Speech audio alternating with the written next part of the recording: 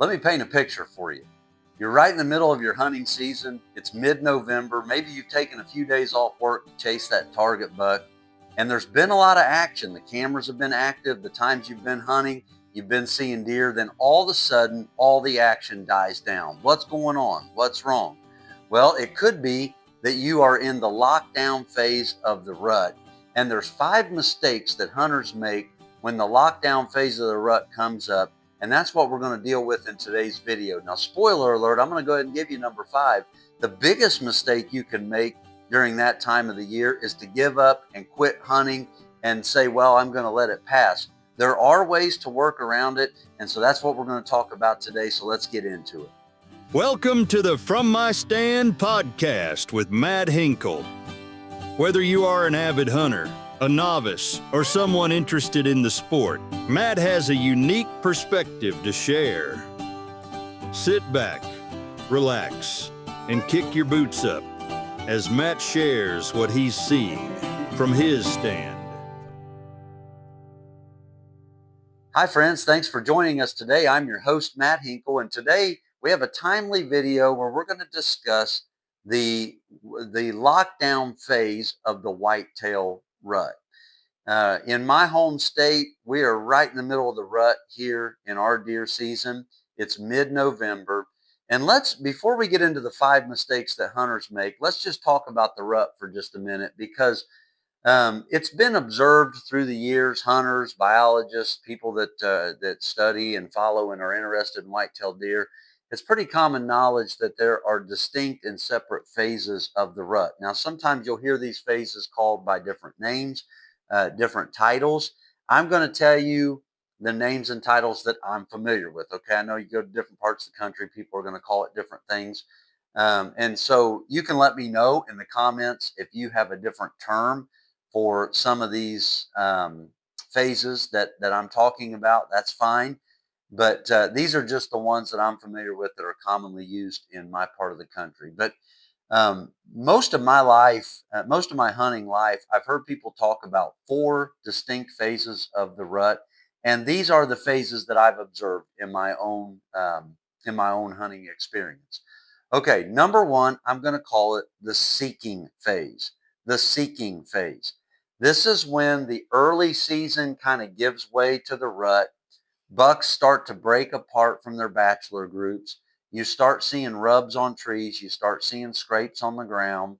And bucks are out on the search for does, okay? They are trying to locate does. When this is going on, this is probably when bucks are traveling the most ground that they will travel in the course of their year, okay? They will cover a lot of ground. During this part of the season, covering travel, hunting over travel routes can be very productive because bucks are covering a lot of ground. They're just trying to find does. Um, it with except for rare occasions, does are not in heat yet, and so there's not a lot of bucks with does. But the bucks are on their feet. They're cruising. You'll catch them in the daylight. You see a lot of bucks hitting the road this time of the year because they're crossing roads and highways that they normally wouldn't do because they are out seeking does. So that is the seeking phase. The second phase, I'm going to call it the chasing phase. This is where a buck has found a doe or a group of potential does. The does at this point in the game, they're generally not in heat yet. They're still focused on feeding. They may have yearlings with them still, late-born fawns that are still hanging around them, and so their attention is not really on the bucks. But the bucks are certainly, their attention is on the does. And so at this phase of the rut, you will see does and bucks in proximity to one another, but not necessarily in bedding areas. You'll see them in proximity of each other in feeding areas or just in transient areas between the feeding and between the bedding areas. But you'll see bucks chasing chasing does. And the does generally at this phase are not real receptive. So I filled my buck tag already in my home state. And the buck that I shot him during this phase. It was during the chasing phase. A doe ran in and she was running from him. I saw her first. She ran in. She stopped. She had her tongue out. She was breathing real heavy, and then he came in right behind her, and so that was the chasing phase. But the does are not ready at that point, and they're usually trying to kind of fight the bucks off. I've seen them kick at bucks with their back feet like a horse. I mean, it can get pretty entertaining if you're in the woods and watching that. It can be a pretty good show. But there's the seeking phase. That's where they're out looking for them. There's the chasing phase. That's where they found a doe that they're interested in, but the doe isn't in heat yet, and she's not. He's interested in her, but she's not interested in him. Then you have, now I grew up hearing this called the tending phase, but in recent years I've heard it called the lockdown phase. And so I've started calling it lockdown. That's a common term you're hearing these days. And it's probably an old term. I'm just saying that back when I was a younger hunter, we called it the tending phase, but the lockdown phase, and that is when the breeding and the protecting goes on. The buck actually breeds the doe. The doe is in heat. He breeds the doe. They stay together for a short amount of time. I've sometimes humorously called the lockdown phase the honeymoon. And so they are actively breeding. They are actively avoiding um, any kind of social encounters with other deer. They're certainly avoiding hunters. And so he is focused on breeding and protecting. He's trying to keep other bucks away from her and keep her safe so that that can be accomplished. And that generally lasts, I mean, there's not total agreement on this, but that generally lasts, I've heard anywhere from 3 to 7 days. When a buck is with a doe, actively with a doe, that can go on for 3 days, 5 days, 7 days. But we're going to call that the lockdown phase. And then the fourth phase of the rut, here's what I call it. There's probably a slicker terminology for it. There might be a fancier name for it. I just call it kind of a second rut or a late doe rut, because not all of the does go into heat simultaneously. And so it is very possible for a buck to breed multiple does. And when he is done with the lockdown phase with a particular doe, if there are other does going into heat, he may go back through the whole process again, the whole seeking, chasing, and breeding phase again. So let's make sure we're being clear on this. You've got the seeking phase, the chasing phase, the lockdown phase, and then a second rut phase or a late doe phase. And this all in my home state generally occurs in the month of November. It starts um, in late October. You really start seeing the bucks get on the move. You start seeing rubs. You start seeing scrapes.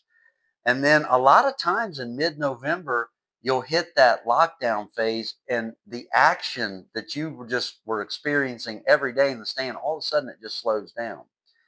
But then you might see it revitalize again at the end of November. And for us in our home state, our gun season is generally that first week of December.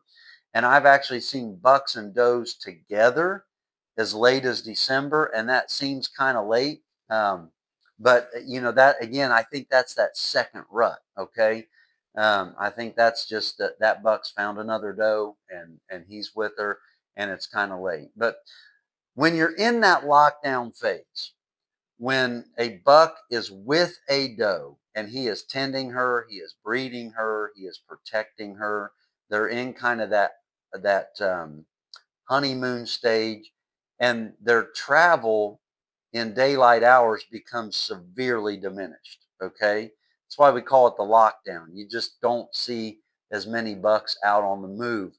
How do you handle that as a hunter? Because in most states during that lockdown season, you're allowed to hunt with either a gun or a bow. So what are you going to do? How do you handle that? Well, today I want to talk about 5 mistakes that people generally make during that phase of the rut. Okay. Number one, the first thing is hunters continue to prioritize feeding over bedding.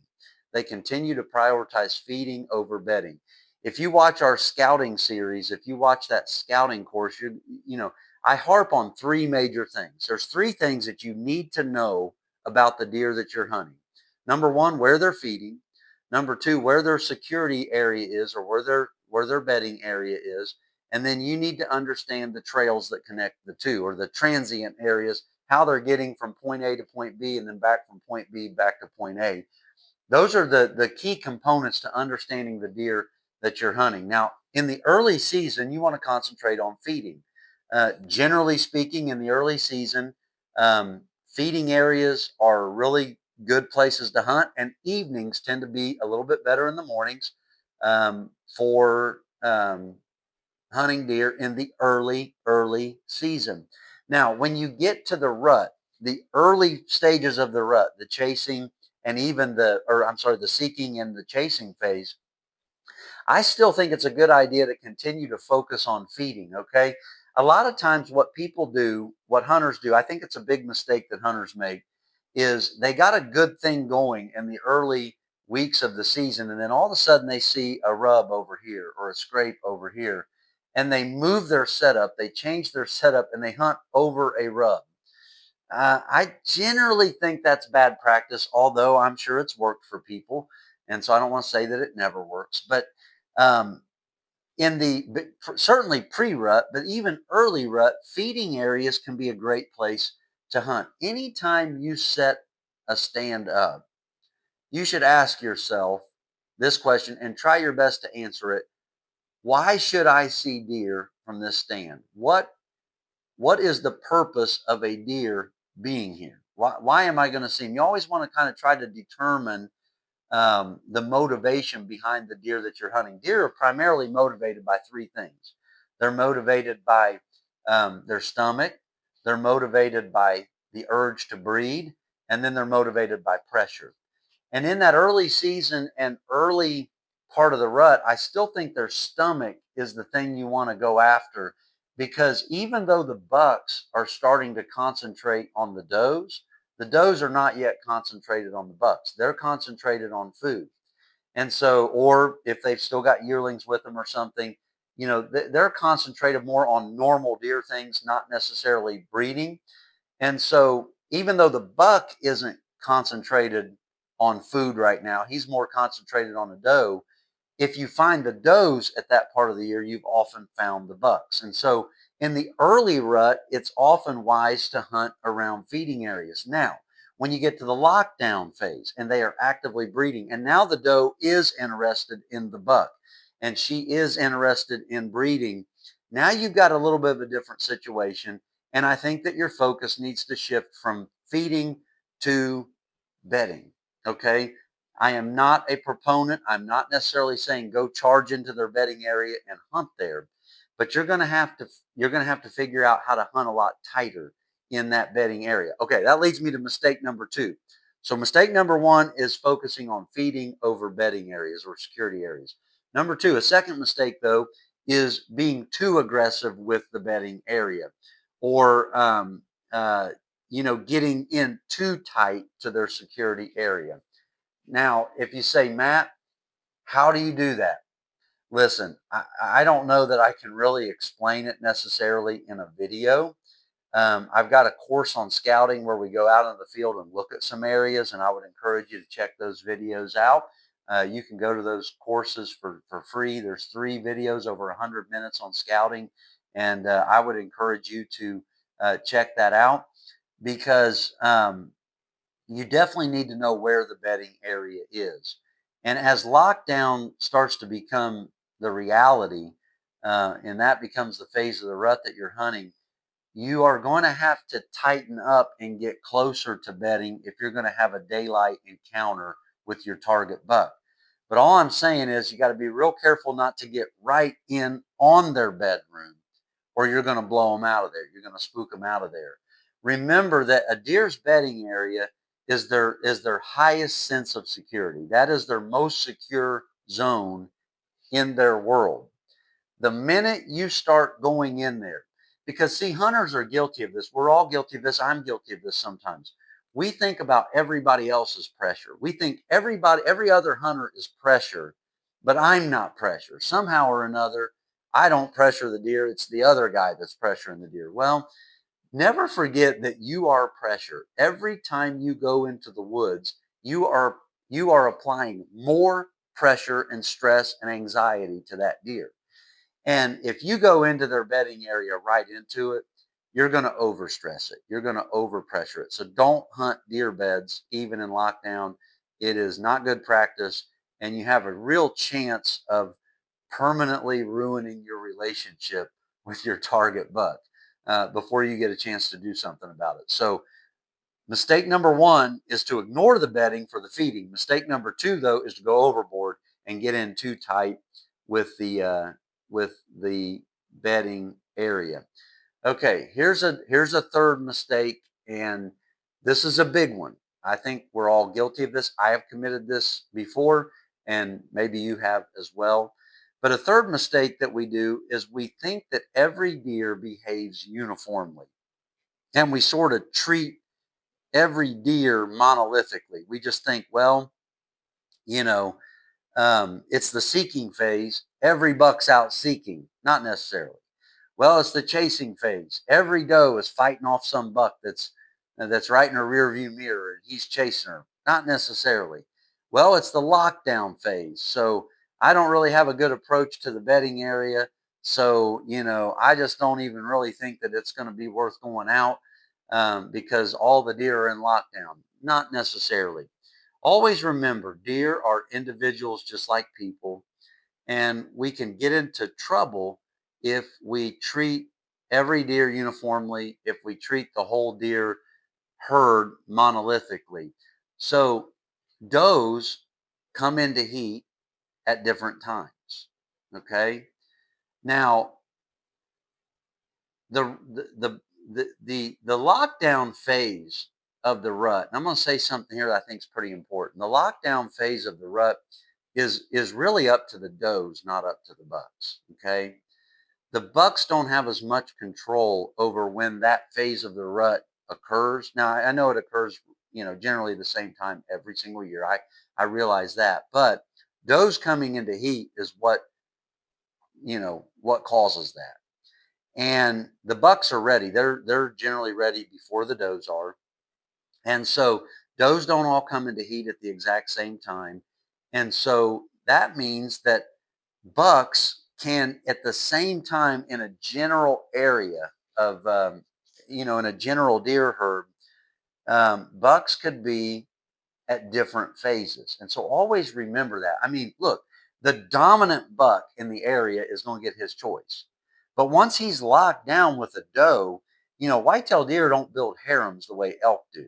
Once he's locked down with a doe, some of those less superior, some of the inferior bucks, but they still might be bucks that you're interested in shooting, might be on their feet and might be moving. So just be real careful, because you go into the local check-in station and all the guys, all the people out hunting say, well, the deer are in lockdown, and you get it in your head and you think, well, they're in lockdown right now. So, um, you know, just be real careful about treating all deer exactly the same, because one thing I've learned about hunting over the last 30 or so years is this: deer constantly surprise me. And so don't treat every deer the same.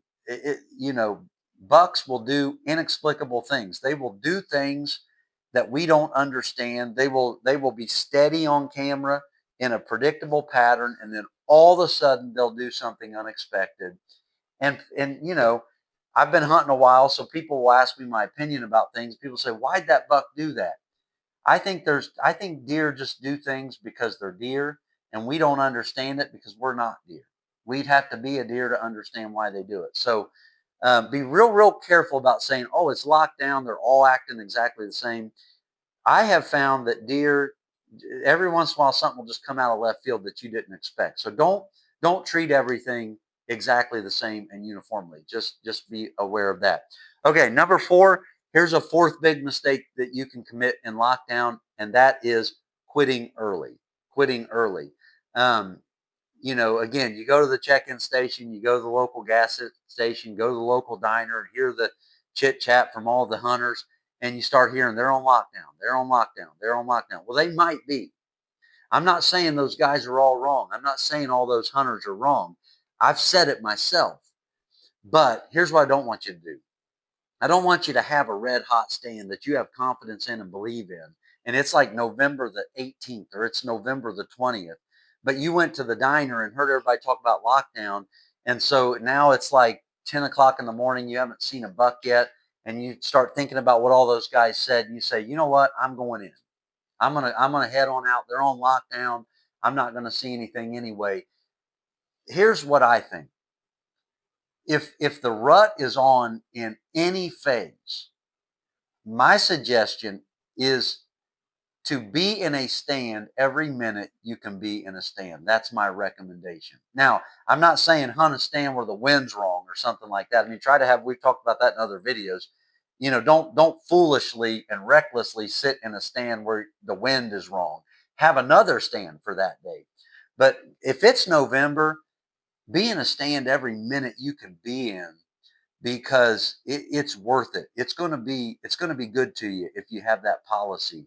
So what about when they're on lockdown though, and you've sat there till 10 o'clock and nothing's happened? Okay, I will say this. People talk about, well, that buck went nocturnal. Well, okay, fine. I generally think bucks are largely nocturnal anyway. Okay, so that I kind of live with that baseline assumption. But here's the thing. Bucks become almost exclusively nocturnal when two things happen. Number one, when they're pressured. When a buck is pressured, he'll go nocturnal. Number two, when he is protecting. Remember those two P's: pressure and protecting. Those are the two things that will drive a buck to being nocturnal. When he has a doe that he's tending to, i.e., the lockdown, they are going to be very elusive. They are going to largely be nocturnal, and a lot of times you won't see them at last light. You won't see them at first light, and so. But let me just say this: how many times have you heard of a hunter right in the middle of the rut, right in the middle of the lockdown, and he kills a buck at 12:30 in the afternoon? I've heard stories like that my entire life. Why is that? Here's what I think. I actually think it's pretty simple. They're on lockdown, they're protective, they're nocturnal because they're protecting that doe. But they're still animals, they're still creatures. They still need to get up and stretch their legs. A lot of times, midday bucks, I think, are killed during the rut because they are nocturnal. That sounds so weird. You're like, how in the world does a guy kill a nocturnal buck at 12:30 in the afternoon? Because midday is the farthest point from dark. Think about it. It's the farthest point from dark. Look, I bed down every night at about, whatever time in the evening, somewhere between 9, 10, 11 o'clock at night. And I don't get up till next morning, right? And if you were hunting me, that would be kind of a dead time to fight. You'd about have to sneak up on me, and I'd be pretty hard to sneak up on in my bedroom. But most nights, I got to get up in the middle of the night and go to the bathroom. I'll get a cramp in my leg, and I got to get up in the middle of the night and move around a little bit. I think sometimes what's behind that midday, and look, you can totally disagree with this if you want. It's okay. None of us are experts on this. I am certainly not an expert on this. I started this channel just to share my thoughts and my philosophies and my beliefs on this. And you can disagree, but it makes sense. I think it makes sense, and I think it's sound logic. Um, I just think sometimes bucks, they're largely nocturnal, but they get up in the middle of the day and move around because they've been in their bed for a while. And so they get up. Now, I don't think they're going to get up and go far. That's why I mean, you may have to hunt tighter to bedding areas than you normally would want to. But bucks can be killed during the lockdown. Happens all the time. So don't think that it can't happen. Let me give you a fifth. A fifth mistake that you can make during the lockdown phase of the rut, and that is, we've already kind of said this, but that is just to not hunt. I think that's a big mistake. Be real careful about getting on the internet, hearing some internet guru say, well, the deer are on lockdown from this date to this date, and then you just decide, not to hunt at all. Listen, don't give up, don't quit. I really believe, I personally believe that as long as the wind and the conditions are right for your stand and you got to stand up, I believe in hunting as much as you can in the month of November. because, again, that old adage, you don't get them if you're not there. That's true. But also, anything can happen in the rut. Don't forget that. Anything can happen. The deer do not know the rules. They don't read the books. They don't watch the podcasts. They haven't been to the schools. They don't know what they're supposed to do. They do what they want to do. And so I just think it's a big mistake to say, well, my cameras have slowed down. Well, the guy said that it's the deer on lockdown, so I'm just not going to worry about hunting this week. You might regret that. So 5 mistakes that hunters make during the lockdown of the rut. They prioritize feeding over bedding. They might get too aggressive with the bedding. They might treat all deer exactly the same and think that every buck is on lockdown at the same time.